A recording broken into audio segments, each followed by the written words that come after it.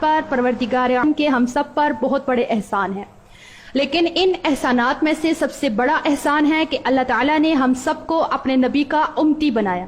پھر امتی بنانے کے بعد اللہ نے ہم کو توحید جیسی دولت سے نوازا۔ اس دنیا میں اگر میرے اور آپ کے پاس ایمان کی دولت نہیں تو ہم لوگوں سے زیادہ بدبخت اس دنیا میں کوئی نہیں۔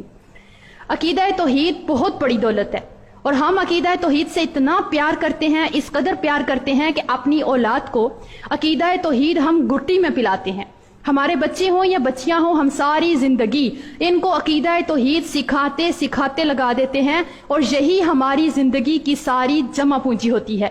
لیکن ہمارے بزرگوں سے، ہمارے والدین سے سستی اور کوتاہی اس وقت آ کر کے زندگی کے اس موڑ پر ہو جاتی ہے کہ جب ہم اپنی بچیوں کے رشتے طے کرتے ہیں۔ اس وقت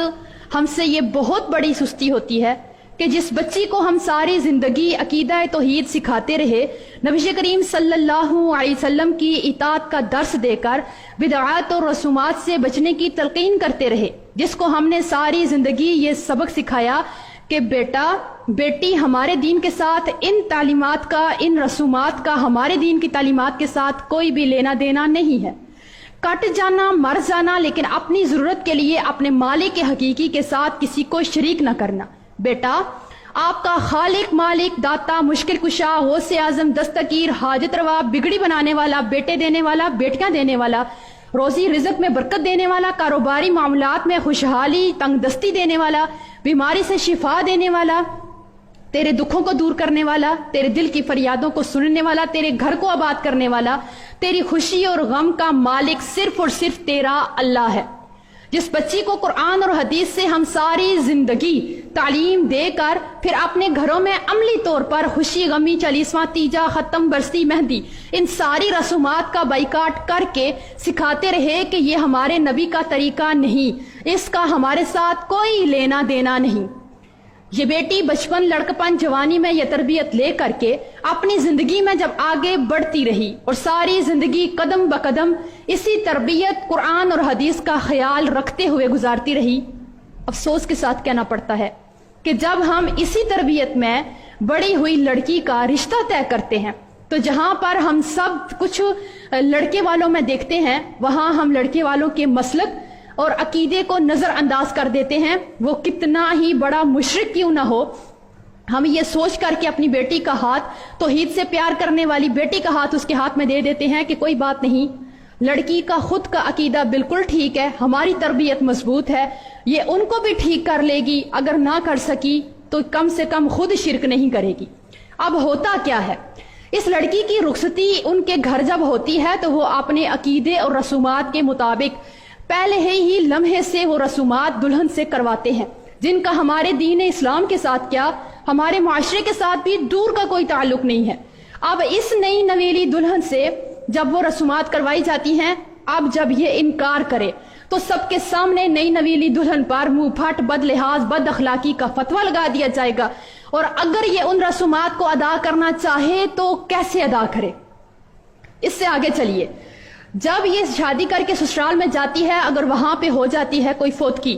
تو جس تیجے، ساتویں، ختم، برسی، مطلب کہ ہر قسم کی بدعات،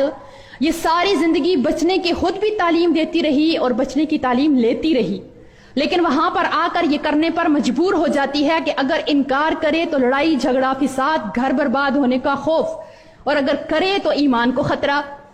اس سے آگے چلیے، جب اسی کو اللہ اولاد جیسی نعمت سے نوازتا ہے تو بچے کی پیدائش سے لے کر ہی، پہلے دن سے ہی، پہلے لمحے سے ہی بدعات کا وہاں پہ کیا، شرک کی وہاں پہ یہ لڑکی اس سے شرک کروایا جاتا ہے، یہ اپنی آنکھوں سے سب کچھ دیکھتی نہیں ہے بلکہ وہ کچھ کرنے پر مجبور کر دی جاتی ہے۔ اس سے آگے چلیے، کتنی ہی ہماری ایسی بہنیں ہیں کہ ان کو پروردگار عالم نے اولاد جیسی نعمت سے محروم رکھا، اب ان کے ہاں اولاد نہیں ہو رہی، لیکن اب ان کے گھر والوں کا پختہ عقیدہ ہے، ان کے گھر والوں کا پختہ عقیدہ ہے کہ اگر جو ہے وہ کسی بھی دربار پہ جایا جائے، پیر صاحب کے پاس جایا جائے، تو وہاں پہ ان کے چلا کروا لینے سے، تھپکی سے یا ان کے دم کروا لینے سے اولاد ہوتی ہی ہوتی ہے۔ اب اس لڑکی کو نہ جانے پر ساس خاوند سے تانا دیتے نظر آتے ہیں کہ تم تو چاہتی نہیں ہو کہ ہمارے ہاں اولاد ہو، تم تو اس گھر کی خوشی ہی نہیں چاہتی ہو۔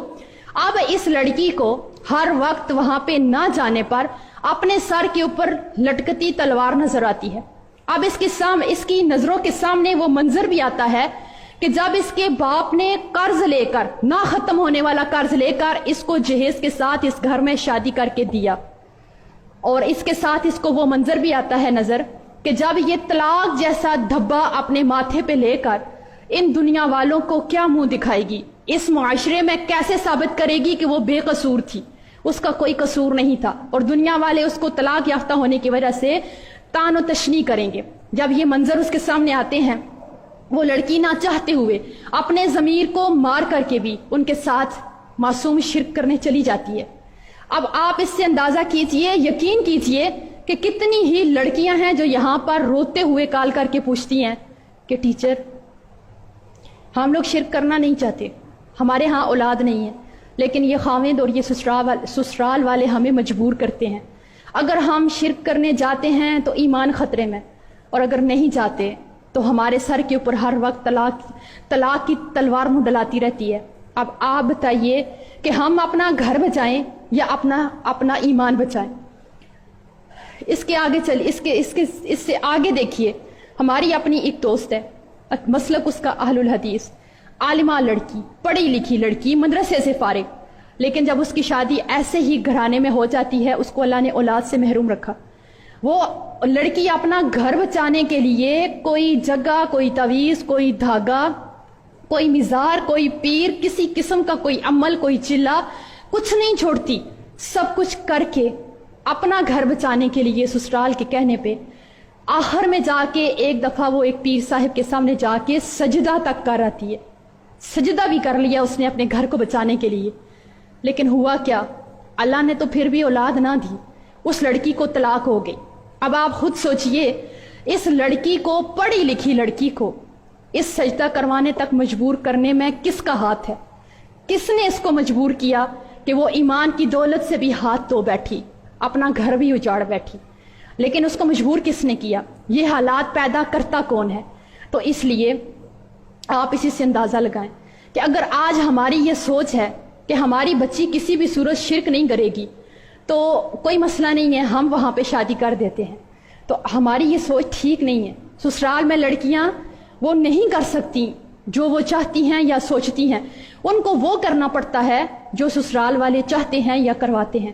تو آج ہمیں اس بات پر غور کرنے کی بہت ضرورت ہے کہ ہم ان بچیوں کو شرک کی ایسی دلدل میں نہ دھکیلیں، اپنے ہاتھوں سے نہ دھکیلیں کہ جہاں سے ان کے پاس واپسی کا سوائے موت اور طلاق کے کوئی راستہ نہیں ہوتا. تو رحم کیجئے ان معصوم جانوں کے اوپر کہ رشتہ طے کرتے وقت عقیدہ توحید کو، ایمان کو بنیاد بنا کر کے رشتہ طے کیجئے. اپنے ہی من میں ڈوب کے پا جا سراغ زندگی، اپنے ہی من میں ڈوب کے پا جا سراغ زندگی، تو میرا نہیں بنتا نہ بن، اپنا تو بن.